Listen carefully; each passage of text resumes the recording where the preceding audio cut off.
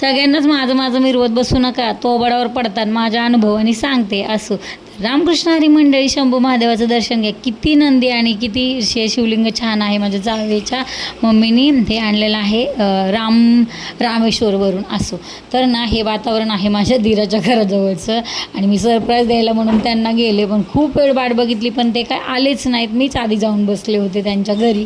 मला खूप पुण्यावरून आलं, त्यांनी फोन केले की ताई कधी येत आहे, वहिनी कधी येत आहे. दादूनी तर खूप फोन केले.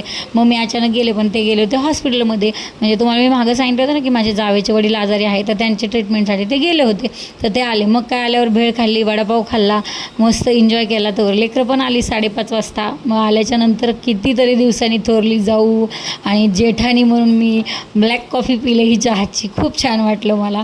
आणि त्यानंतर मग काय तोपर्यंत शिवम पण मला घ्यायला आला. बघा ही आमची लेक आहे आणि आमच्या लेकीने बघा हिच्या हातात इतकी जादू आहे आणि इतकी छान सरस्वती तिने ड्रॉइंग काढलेली आहे. तिला खूप छान छान वस्तू बनवता येतात तीच. आणि जेवणाचं म्हणाल तर खूप छान छान मोमोज अशा काय काय वस्तू तिला वेगवेगळं करायला फार आवडतं. व्हिडिओमध्ये ती काय आलेली नाही आहे, पण तुम्ही तिला बघितलं असेल. तर मग चला, तर मी निघाल्याच्या नंतर हळदी कुंकू लावलं. तर मीच हळदवरती लावली, कुंकू खाली लावलं, चुकून झालं.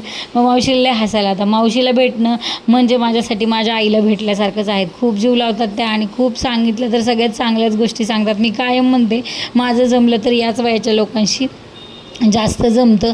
माझ्या वडिलांचाही आशीर्वाद घेतला, आईचा आशीर्वाद घेतला आणि निघालो. इतकं सुंदर वातावरण, इतकं मोकळं वाटलं मला आज नादिरांकडे जाऊन. फार म्हणजे फार छान वाटलं. माझं मन खूप मोकळं झालं. मला खूप रडायलाही आलं तिथं गेल्यावर.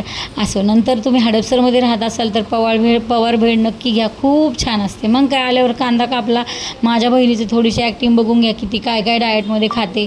आणि मग ते झाल्याच्या नंतर मी पण थोडीशी भेळ खाल्ली आणि म्हटलं डाएट गेला आता 2-4 दिवस विचार करायचा नाही. गोव्याला जाऊस तर जे जे मिळेल ते वेळेला 7च्या आधी खाऊन घ्यायचं. बरोबर. जय संताची मंडळी. बघूयात पुढं.